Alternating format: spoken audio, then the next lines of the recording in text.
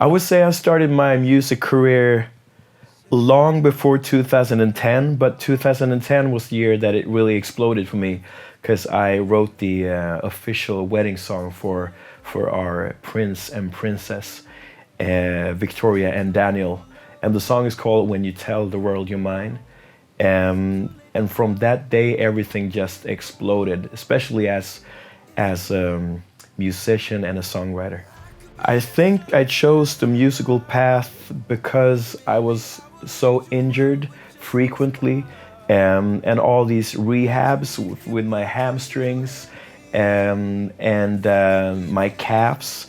That was something that really made me feel like I don't really want to spend all my life doing rehab. So I would say injuries, yeah. Composer and artists that influenced me, I would say Stevie Wonder, Michael Jackson, and Whitney Houston. I would describe John Lundvik's sound in one word, honest, but mostly that it's vocally driven. Since I'm a singer, I really love doing music that are when you have the vocals in focus. So I would say, yeah, vocals in focus. The biggest difference between being a singer and composer is probably that if you are a composer, you can be behind the fall and not really enjoy the success. If you are an artist, you will have both. For me, it's more like having the combination between both. That is the magic, being able to write your own music. That is like it for me. I had such huge respect for being in third place last year, and that was like a monumental success for me as a songwriter and artist.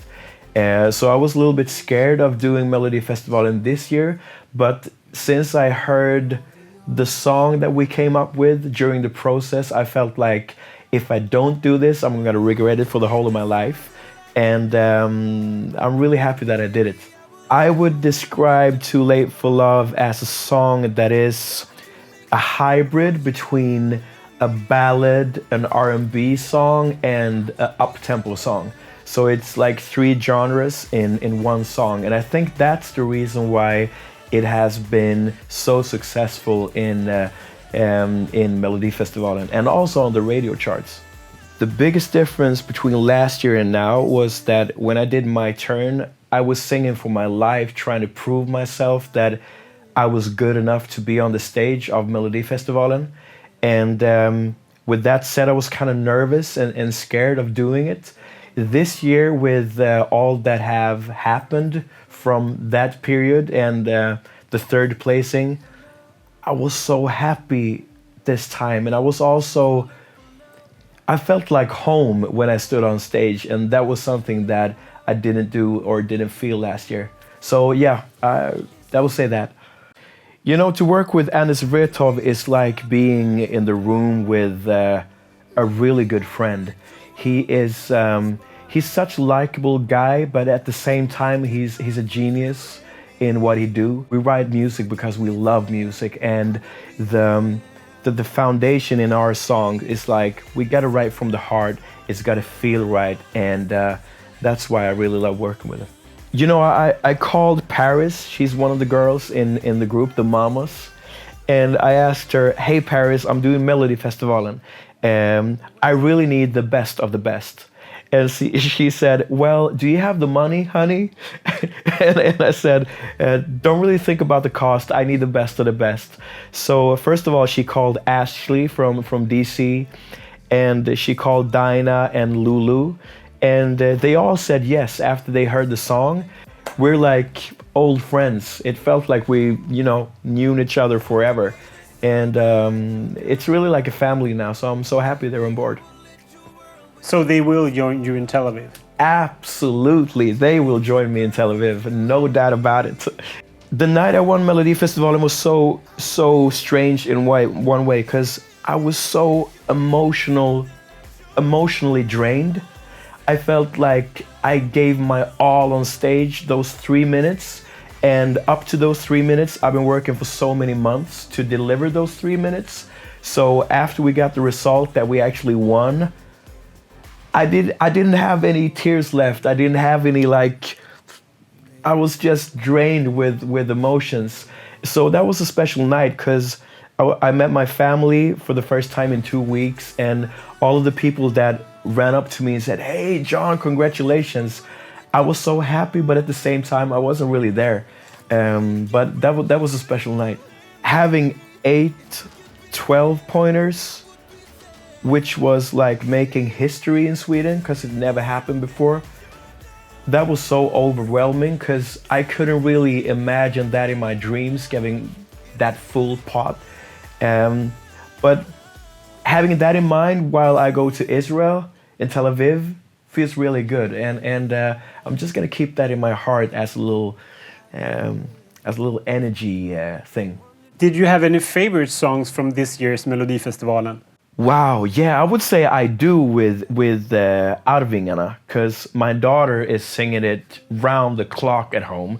So, and if she watches this and that's not the favorite, she will kill me. So I would say Arvingarna.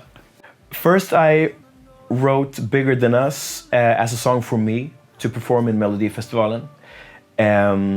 But the second, after we've written Too Late for Love, we felt that that was the song for me, because last year I did a ballad, so doing an up-tempo song this year was like more of a, how do you say, it was the next step for me as an artist to do something different in that competition. So yeah, it means the world for me being a part of Eurovision, because representing my country is something that is the biggest receipt of success you can get in Sweden as a songwriter and as an artist. And it's also something that I've been dreaming about for so many years. So I think it's a huge honor being the one guy with the girls, the mamas, to represent Sweden in the biggest competition in the world. My favorite Eurovision songs, I have to go with Loreen. Euphoria. The staging will be the same, since Tel Aviv is a much larger and bigger stage than we have in Sweden, Melodifestivalen. We have to do everything a little bit bigger, but we will still keep the staging as it is, but make it a little bit bigger. And also, me and the girls, we're dressed in black right now. I think there will be another color on our clothes, but I'm not really sure, but I think so. I think we will do a couple of promotion gigs and stops. I hope so, because I really love Europe and I want to go out there and just meet you people.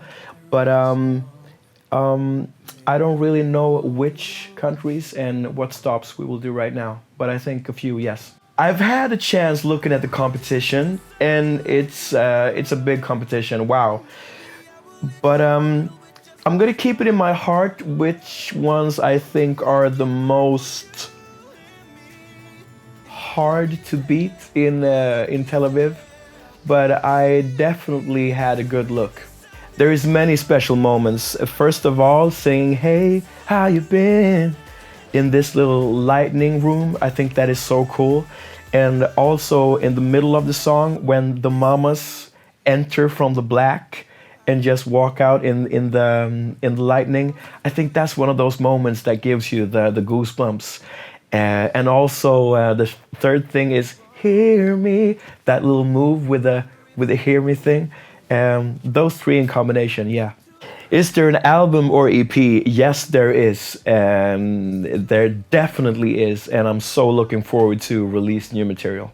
Writing for Empire was so special because I've been sending demos to a guy in the US as a singer, and they wanted 10 people aboard writing songs for Empire Season 3, and there were only 9. And I got the email saying like, "Hi John, do you want to be the 10th person?" And it took me like 1 millisecond to say yes. So I flew there, and I was there for like 2.5 weeks writing songs. If I win the whole competition, wow. You know, first of all, I think it's going to be a crazy night. Champagne will be involved.